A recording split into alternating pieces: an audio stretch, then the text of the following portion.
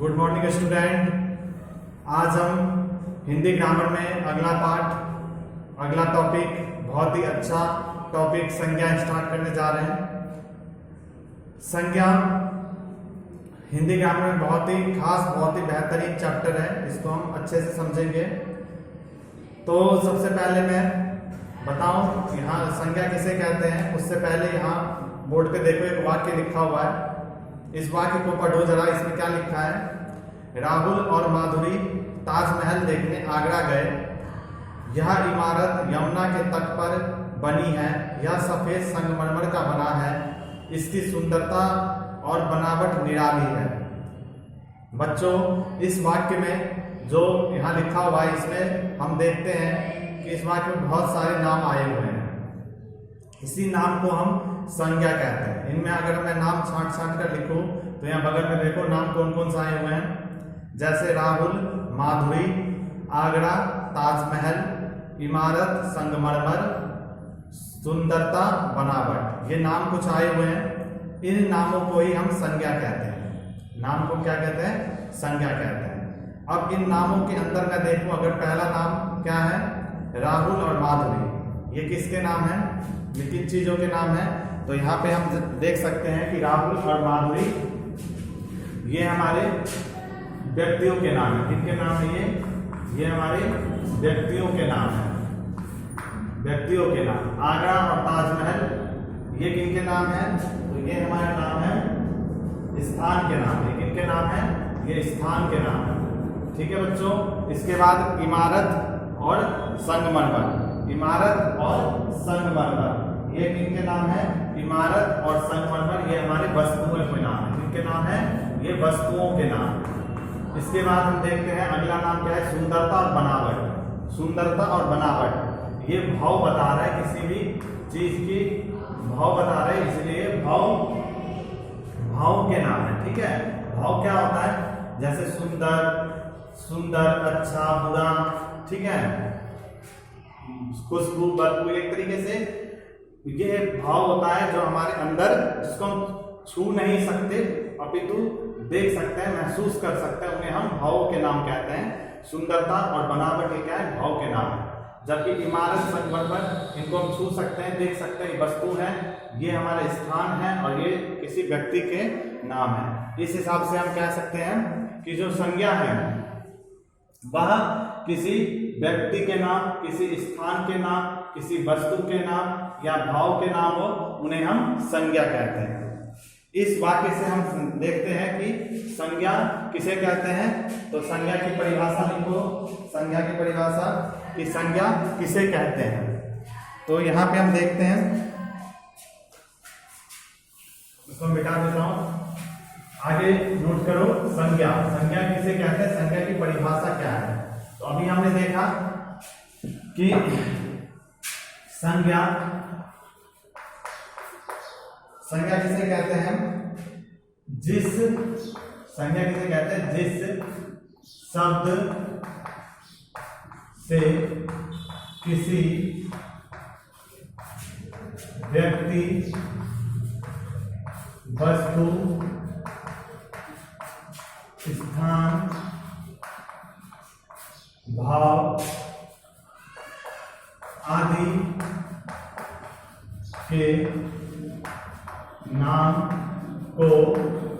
के नाम को संज्ञा कहते हैं। अभी हमने देखा ना कि यहाँ पे कुछ नाम लिखे हुए थे, जिनमें कुछ नाम तो व्यक्तियों के नाम थे, कुछ वस्तुओं के नाम थे, कुछ स्थान के नाम थे, कुछ भाव के नाम थे। वो सभी के सभी क्या थे? संज्ञा थे। तो संज्ञा क्या होता है? जिस शब्दों से किसी व्यक्ति, वस्तु, स्थान, भाव आदि के नाम आए उनको हम क्या कहते हैं? संज्ञा कहते हैं। यहां तक आई बात समझ में? आगे हम करेंगे कि संज्ञा कितने भेद है, यानी संज्ञा कितने प्रकार के होते हैं। संज्ञा को बच्चों इंग्लिश में हम कहते हैं नाउन। क्या कहते हैं संज्ञा को? नाउन। ठीक है। अब देखते हैं संज्ञा के कितने भेद हैं। तो देखो यहाँ पे मैं लिख रहा हूं संज्ञा के भेद। संज्ञा के भेद बच्चों मुख्य रूप से संज्ञा के मुख्य 3 भेद है। कितने भेद है? मुख्य रूप से संज्ञा के कुल 3 भेद है। कौन कौन से हैं? यहाँ देखो, पहला भेद है हमारा व्यक्तिवाचक संज्ञा। दिख रहा है बच्चों? पहला भेद है हमारा क्या? अगर नहीं दिख रहा तो यहाँ पे मैं दोबारा से लिख देता हूं। पहला भेद है हमारा व्यक्तिवाचक संज्ञा। क्या है बच्चों? व्यक्तिवाचक संज्ञा। ठीक है। दूसरा संज्ञा कौन सा है? दूसरा भेद है हमारा व्यक्तिवाचक संज्ञा, फिर जातिवाचक संज्ञा, फिर क्या? जातिवाचक संज्ञा। फिर तीसरा भेद है हमारा व्यक्तिवाचक संज्ञा, जातिवाचक संज्ञा, और फिर है हमारा भाववाचक संज्ञा। तीसरा भेद कौन सा है? भाववाचक संज्ञा। तीसरा कौन सा है? भाववाचक संज्ञा। अभी हमने देखा था जितने भी नाम हमारे पास एक वाक्य में आया उनमें कौन कौन से थे? व्यक्तियों के नाम थे, कुछ जाति का नाम था, कुछ भाव के नाम थे। इसीलिए संज्ञा के मुख्य रूप से 3 भेद हैं। आगे हम इसको फर्दर सब डिवाइड करेंगे और भी कैटेगरी में, परंतु मुख्य रूप से संज्ञा कितने भेद हैं? व्यक्तिवाचक संज्ञा, दूसरा जातिवाचक संज्ञा, और तीसरा भाववाचक संज्ञा। ये 3 भेद संज्ञा के मुख्य भेद हैं। फिर आगे हम देखेंगे कि जातिवाचक संज्ञा भी 2 भागों में डिवाइड है। जातिवाचक संज्ञा भी 2 भागों में डिवाइड है। कौन कौन सा है? तो देखो, जातिवाचक संज्ञा में पहला है द्रव्यवाचक संज्ञा। पहला क्या है? द्रव्यवाचक संज्ञा, द्रव्यवाचक संज्ञा। और उसके बाद अगला क्या है? द्रव्यवाचक संज्ञा, और फिर है हमारा समूहवाचक संज्ञा। फिर क्या है बच्चों? समूहवाचक संज्ञा। तो हमने देखा कि संज्ञा के मुख्य 3 भेद हैं। कौन कौन से? व्यक्तिवाचक संज्ञा, जातिवाचक संज्ञा, भाववाचक संज्ञा। फिर जातिवाचक संज्ञा 2 भागों में है, द्रव्यवाचक संज्ञा और समूहवाचक संज्ञा। बच्चों आगे व्यक्तिवाचक संज्ञा किसे कहते हैं, जातिवाचक संज्ञा किसे कहते हैं, इससे क्या एग्जाम्पल है, क्या उदाहरण है, ये हम आगे समझेंगे। यहां तक आई बात समझ में सभी को? चलो इसके बाद हम देखते हैं अगला व्यक्तिवाचक संज्ञा किसे कहते हैं। ठीक है, तो इसको नोट कर लो।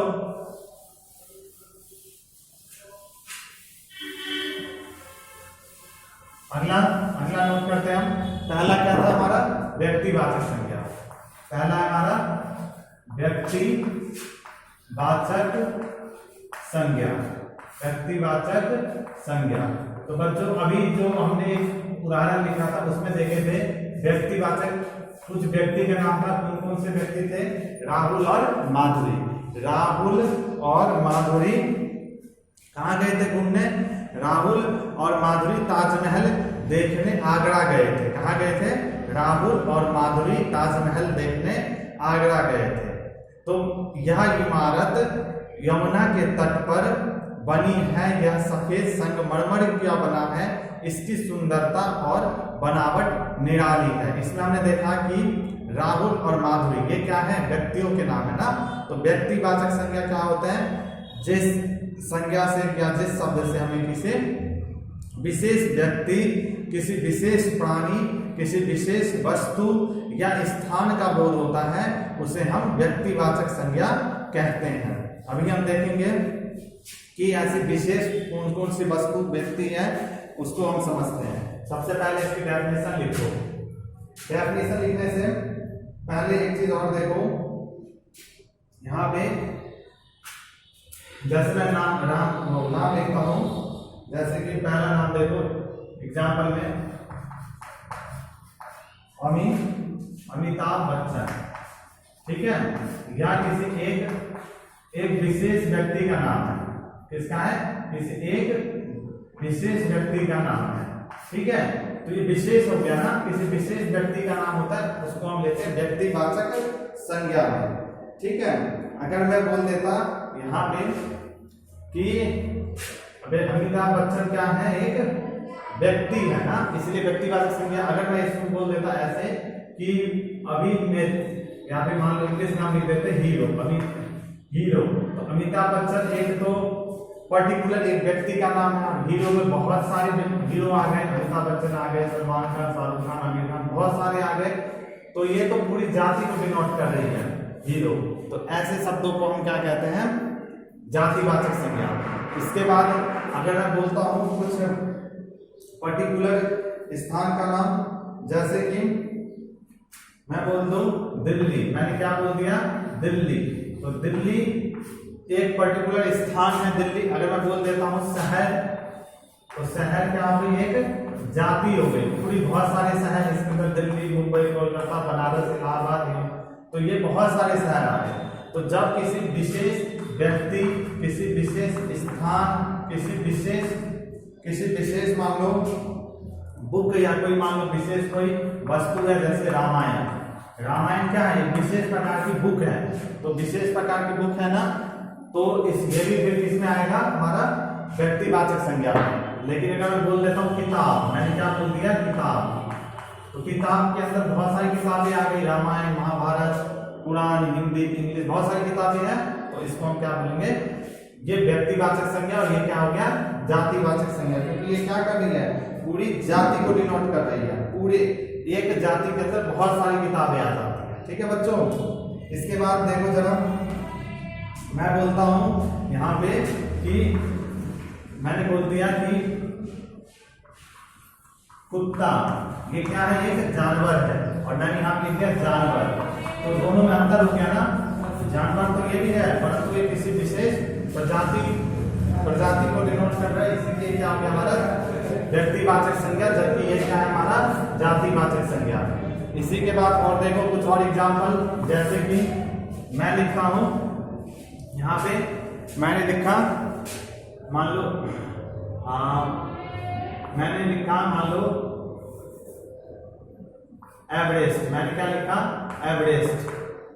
ठीक है, एवरेस्ट, माउंट एवरेस्ट। मैंने क्या लिखा, माउंट एवरेस्ट। और यहां मैंने लिख दिया पर्वत। ठीक है। तो बच्चों माउंट एवरेस्ट या हिमालय, ये एक किसी विशेष व्यक्ति के बारे में, विशेष पर्वत के बारे में जानकारी दे रहा है, इसलिए ये क्या हो गया, व्यक्तिवाचक संज्ञा, जबकि ये क्या हो गया, हमारा जातिवाचक संज्ञा। तो मेरे ख्याल से समझ में आ गया होगा सभी को कि व्यक्तिवाचक संज्ञा और जातिवाचक संज्ञा में क्या अंतर है। अब हम इसकी परिभाषा लिखते हैं कि व्यक्तिवाचक संज्ञा किसे कहते हैं। इसको मिटा देता हूं। आगे देखो व्यक्तिवाचक संज्ञा। अभी हमने देखा कि व्यक्तिवाचक संज्ञा क्या था, किसी विशेष व्यक्ति, वस्तु, स्थान, प्राणी का बोध हो, उससे हम क्या कहते हैं, व्यक्तिवाचक संज्ञा। तो इसकी डेफिनेशन लिखो, जिस संज्ञा शब्द से, जिस संज्ञा शब्द से किसी, जिस संज्ञा शब्द से किसी विशेष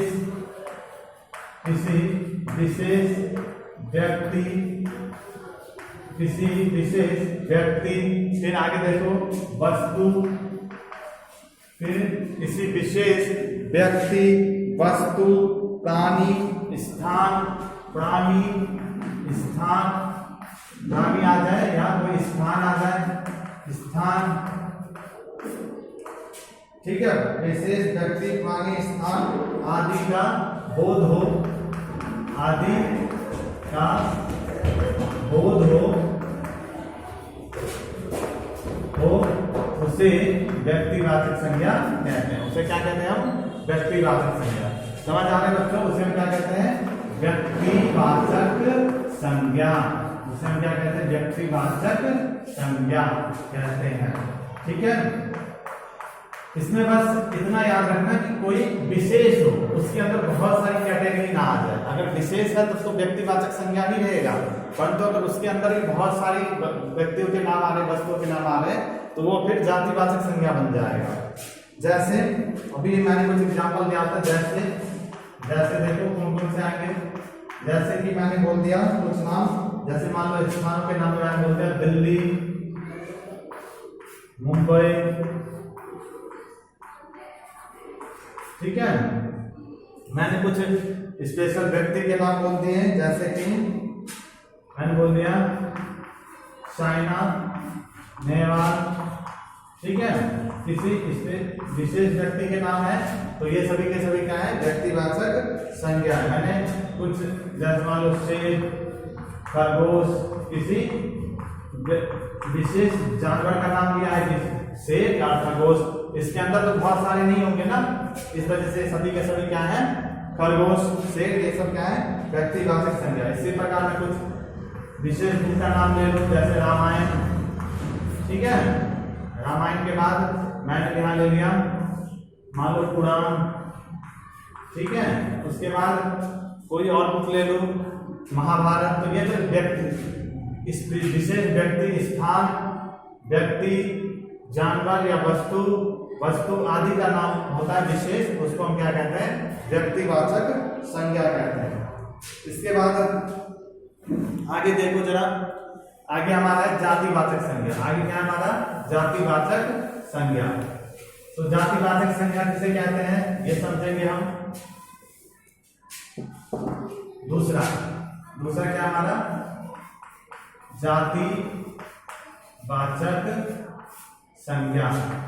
जातिवाचक संज्ञा बच्चों, अभी मैंने बताया था कि जातिवाचक संज्ञा में क्या होता है, पूरी की पूरी जाति आ जाती है, पूरी की पूरी जाति आ जाती है। जैसे मैं यहाँ पे कुछ एग्जाम्पल दे रहा हूं, एग्जाम्पल उसको सुनो, ठीक है बच्चों। देखो यहाँ ब्लैक बोर्ड पर मैंने कुछ दो एग्जाम्पल उदाहरण लिखे हैं। पहला है, आधुनिक नारी किसी भी क्षेत्र में पुरुषों से पीछे नहीं है। इस एग्जाम्पल में जरा देखो, नारी, क्षेत्र और पुरुष, ये नाम है। नारी किसका नाम है, महिलाओं के को कहते हैं नारी, क्षेत्र कोई स्थान, कोई पर्टिकुलर जगह, और पुरुष यानी कि पुरुषों के नाम को क्या कहते हैं, पुरुष, ठीक है। तो ये तीनों के तीनों क्या है, नाम है। इसी तरीके से इसमें देखो दूसरे एग्जाम्पल में, भारतीय सैनिकों ने युद्ध में वीरता से शत्रु का सामना किया। तो इसमें बच्चों क्या है, सैनिक को क्या है, नाम है, युद्ध, ठीक है। और एक और देखो, शत्रु, ठीक है। ये ऐसे नाम तो वीरता भी है, भारतीय भी है, ठीक है। परंतु इन नामों को जरा देखो, जिसमें मैंने निशान लगाया, इनमें हम ये देखते हैं कि जो ये नारी है, इस नारी में कौन सी नारी है इसके बारे में हमें जानकारी नहीं है। मान लो नेहा है, रोहन है, रोहित है, मोहन है, ठीक है। नारी है मतलब लड़की है कोई, तो इस लड़की के बारे में हमें जानकारी नहीं। इसके अंदर बहुत सारे हो सकते हैं, सोनम हो सकते हैं, नेहा, या और भी बहुत सारी औरतें हो सकती हैं। क्षेत्र देखो, क्षेत्र कौन सा क्षेत्र है, युद्ध का क्षेत्र है, कंप्यूटर का क्षेत्र, पढ़ाई का क्षेत्र हो, तो बहुत सारे क्षेत्र हो सकते हैं। और पुरुष भी बहुत सारे हो सकते हैं, रोहन, मोहन, राम, श्याम, कुछ भी हो सकता है, ठीक है।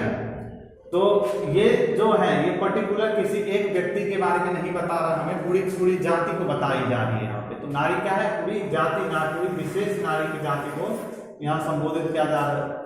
क्षेत्र में सभी प्रकार के क्षेत्रों को लिया जा रहा है, पुरुष सभी प्रकार के पुरुषों को लिया जा रहा है, ठीक है। इसी तरह से सैनिक, कौन सा सैनिक है उसके बारे में हमें मालूम नहीं है, ठीक है। युद्ध, कौन सा युद्ध है, कारगिल का युद्ध है, चीन का युद्ध है, प्रथम विश्व युद्ध है, द्वितीय विश्व युद्ध है, कौन सा युद्ध है। शत्रु, कौन सा शत्रु है, शत्रु का क्या नाम है, इसके बारे में हमें जानकारी नहीं है। तो यहाँ पे जो देख रहे हो गोले में, ये सारी की सारी एक तरीके से पूरी जाति को संबोधित किया जा रहा है। इसमें पूरी नारी, पूरी औरत जाति का, क्षेत्र पूरे सभी क्षेत्रों का, पुरुष पूरे पुरुषों का, सैनिक पूरे सैनिकों का, युद्ध सभी प्रकार के युद्धों का, शत्रु सभी प्रकार के शत्रुओं का। तो ऐसे जिसमें कि बहुत सारे नाम आ जाते हैं, उनको हम क्या कहते हैं, पूरी जाति को जो संबोधित करे उनको हम जातिवाचक संज्ञा कहते हैं। अब इसकी परिभाषा देखो क्या होगी। इसकी परिभाषा,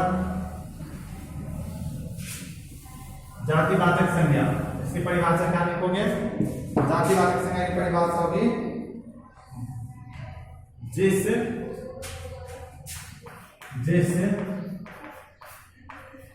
संज्ञा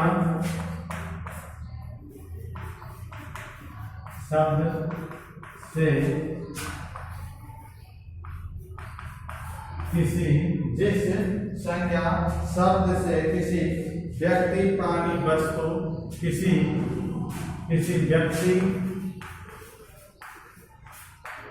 प्राणी, वस्तु,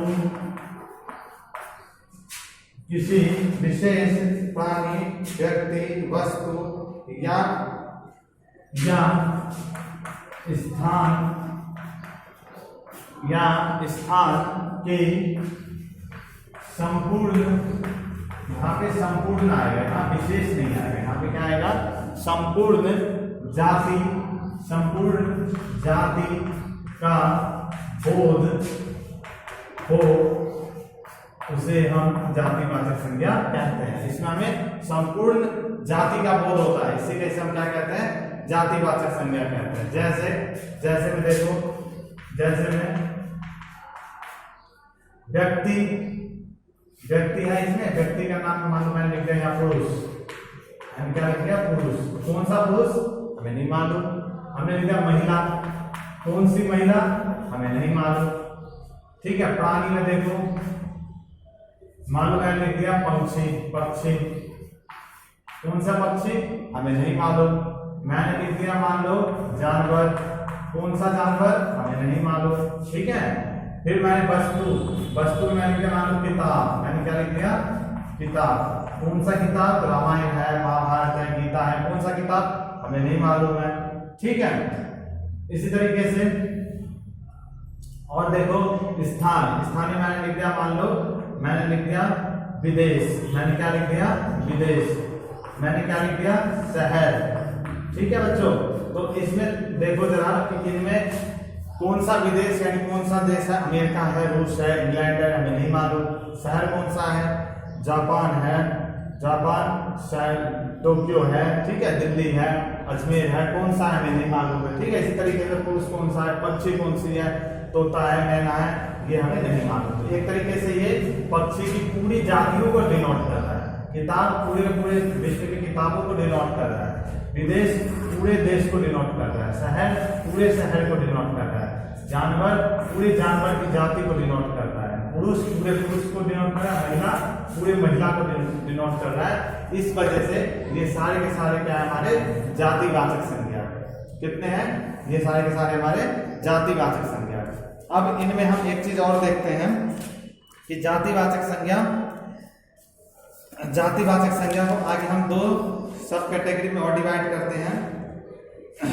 और देखो जरा जातिवाचक संज्ञा के बाद इसके दो भेद और है। एक है हमारा जातिवाचक संज्ञा का दूसरा भेद, वह है हमारा द्रव्यवाचक संज्ञा। क्या है, द्रव्यवाचक संज्ञा, इसको मैं कॉम में लिख देता हूँ। और इसी का भेद है, कौन सा है, द्रव्यवाचक संज्ञा, द्रव्यवाचक संज्ञा।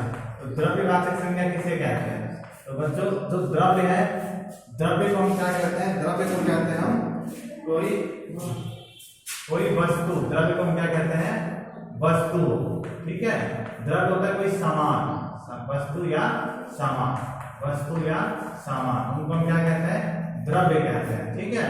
तो वस्तु या सामान, इनको हम क्या कहते हैं, द्रव्य कहते हैं। और द्रव्य, वस्तु या सामान, नाम से पता लग रहा है द्रव्यवाचक संज्ञा क्या होगा, किसी वस्तु या सामान के नाम को हम क्या कहेंगे, द्रव्यवाचक संज्ञा कहेंगे। जैसे देखो यहाँ पे मैं लिखता हूँ सोना, ठीक है, सोना, फिर मैंने लिखा पीतल, ठीक है, फिर मैंने लिखा हीरा, फिर मैंने लिखा सोना, पीतल, हीरा, फिर मैंने लिखा मान लो तांबा। एक तरीके से ये क्या है, एक हमारी वस्तु है, सामान के नाम है, इसलिए इनको क्या कहते हैं, द्रव्यवाचक संज्ञा। इसी के बाद और भी बहुत सारे हो सकते हैं, जैसे मान लो घी, तेल, ठीक है, ये सब भी तो सामान है, चावल, ठीक है। तो कुछ भी वस्तु के नाम हो, किसी भी सामान का नाम हो, उसको हम किसके अंतर्गत रखते हैं, द्रव्यवाचक संज्ञा के अंतर्गत रखते हैं। तो द्रव्यवाचक संज्ञा की डेफिनेशन देख लेते क्या है। तो द्रव्यवाचक संज्ञा की डेफिनेशन क्या होगी, जैसे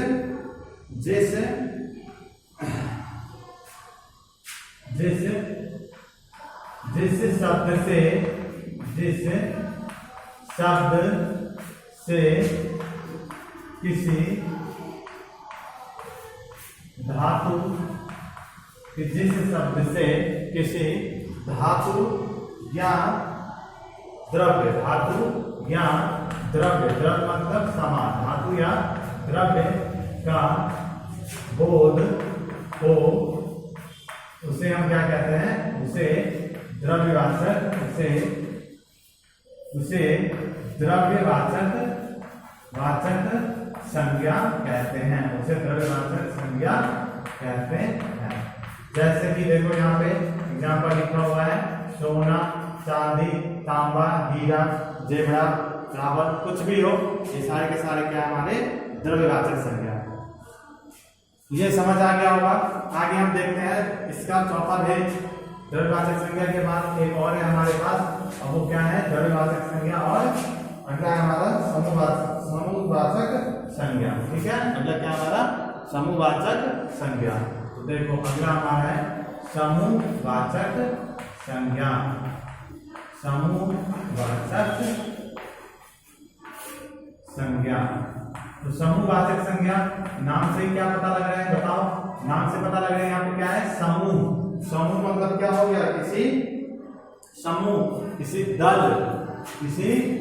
दल का नाम होगा, किसी गुट का नाम होगा, ठीक है, किसी झुंड का नाम होगा, ठीक है, जहाँ पे बहुत ही लोग इकट्ठे होंगे, बहुत ही वस्तु आपस में इकट्ठे होगी, ऐसे दल, ऐसे गुट, ऐसे झुंड का नाम होता है, उसे हम क्या कहते हैं, समूहवाचक संज्ञा कहते हैं।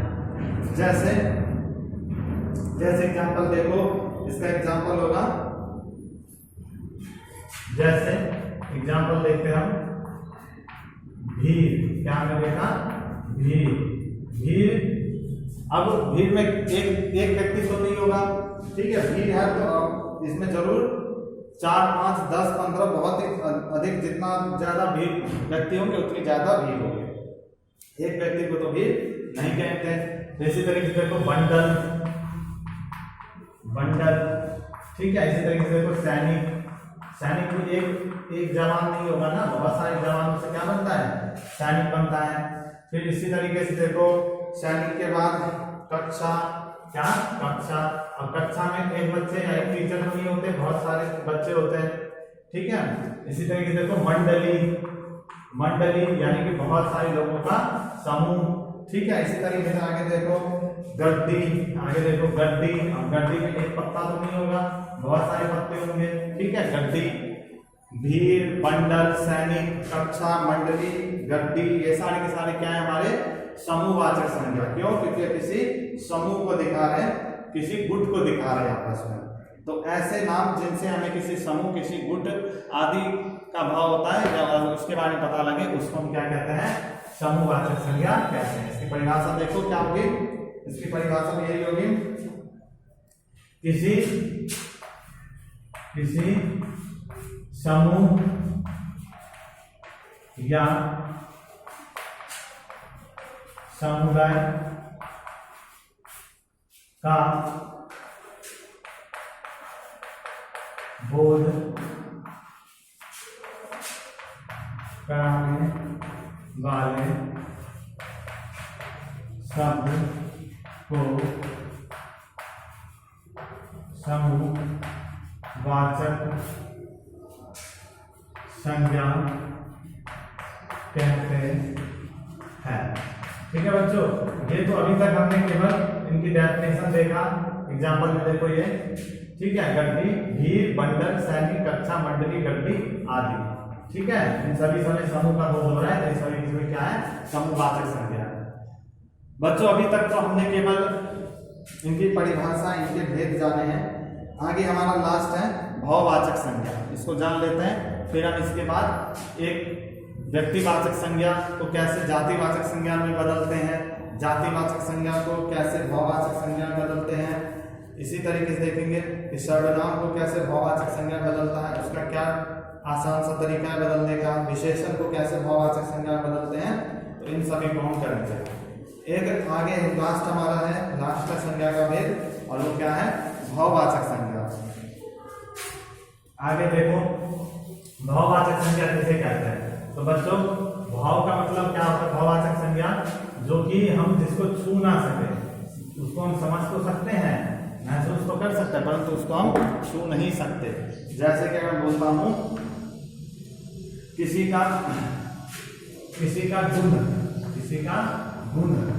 गुण क्या, जैसे कि सुंदर है, उसको हम छू नहीं सकते ना, सुगुन है उसमें, सुंदर है वह, ठीक है। कोई बुद्धिमान है, कोई क्या है, बुद्धिमान है, उसके बुद्धिमान को हम छू तो नहीं सकते ना। कोई बुद्धिमान है, कोई सुंदर है, कोई तेज है, ठीक है, कोई चतुर है। तो ऐसे नाम को हम क्या कहते हैं, इनको गुण कहते हैं, ठीक है। किसी में गुण हो सकता है, किसी में दोष हो सकता है। दोष यानी कि क्या होगा, दोष वह बुरा हो सकता है, ठीक है, वह खराब हो सकता है, ठीक है, वह छोटा हो सकता है, वह नीचा हो सकता है, ठीक है। ये क्या है, दोष है। आगे देखो, हो सकता है उसका स्वभाव के बारे में बता रहा हो, स्वभाव हो सकता है उसका कुछ, ठीक है। स्वभाव जैसे कि आदर, ठीक है, सत्कार, ठीक है, स्वागत। तो ये सभी स्वभाव हो सकते हैं उसके। हो सकता है उसके दशा के बारे में बताई जा रही है, उसकी दशा, दशा क्या हो सकता है, वह निर्बल हो, वह निर्बल हो, वह बलवान है, वह ताकतवर है। ये सभी के सभी क्या है, उसकी दशा है। वह ताकतवर हो सकता है, ठीक है, ये सभी के सभी क्या है, दशा है। हो सकता है उसकी अवस्था के बारे में बताई जा रही हो, अवस्था के बारे में, कि वह बूढ़ा है, वह बच्चा है, वह जवान है, ठीक है। तो ये कुछ भाववाचक संज्ञा में हम किन नामों को पढ़ सकते हैं। हो सकता है उसके गुण, दोष, स्वभाव, दशा, अवस्था, इनके बारे में हम पढ़ेंगे। तो गुण भाववाचक संज्ञा किसे कहते हैं, भाववाचक संज्ञा, भाववाचक संज्ञा, भाववाचक संज्ञा, भाववाचक संज्ञा किसे कहते हैं। तो देखो, भाववाचक संज्ञा कहते हैं जब किसी संज्ञा शब्द से हमें किसी वस्तु के गुण, दोष, स्वभाव, दशा, अवस्था आदि का बोध होता है, उसे हम भाववाचक संज्ञा कहते हैं। जैसे देखो यहाँ पे पहले मैं कुछ एग्जाम्पल निकाल देता हूँ। जैसे क्रोध मानव का शत्रु है, क्रोध मानव का शत्रु है। तो यहाँ पे जो क्रोध है वह उसका क्या है, भाव है, उसे गुस्सा आ गया, वह उसका क्या है, भाव है। तो यह क्या है, भाववाचक संज्ञा, ठीक है। इसी तरीके से देखो, बचपन सबको अच्छा लगता है, इसमें बचपन क्या है, भाव है, उसकी अवस्था बताई जा रही है, ठीक है। और क्रोध क्या है, उसका दशा या फिर उसका गुण है क्रोध, ठीक है। तो आगे देखो, भाववाचक संज्ञा किसे कहते हैं, इसकी डेफिनेशन देखो जरा। परिभाषा क्या होती है भाववाचक संज्ञा की। भाववाचक संज्ञा किसे कहते हैं, जिस संज्ञा शब्द से जिस संज्ञा शब्द से, जिस संज्ञा शब्द से किसी, जिस संज्ञा शब्द से किसी गुण, दोष, अवस्था, गुण, दोष, अवस्था या गुण, दोष, अवस्था, दशा, शील आदि का बोध हो,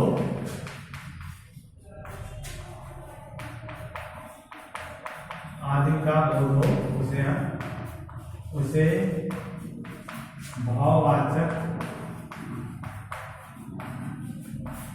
संज्ञा कहते हैं। उसे क्या कहते हैं, भाववाचक संज्ञा कहते हैं। जैसे देखो यहाँ पे लिखा हुआ है ध्यान देखो ये लिखा हुआ है क्रोध मानव का शत्रु है, तो इसमें क्रोध क्या है, भाववाचक संज्ञा है। इसी तरीके से और हम एग्जाम्पल लिख सकते हैं कि बुद्ध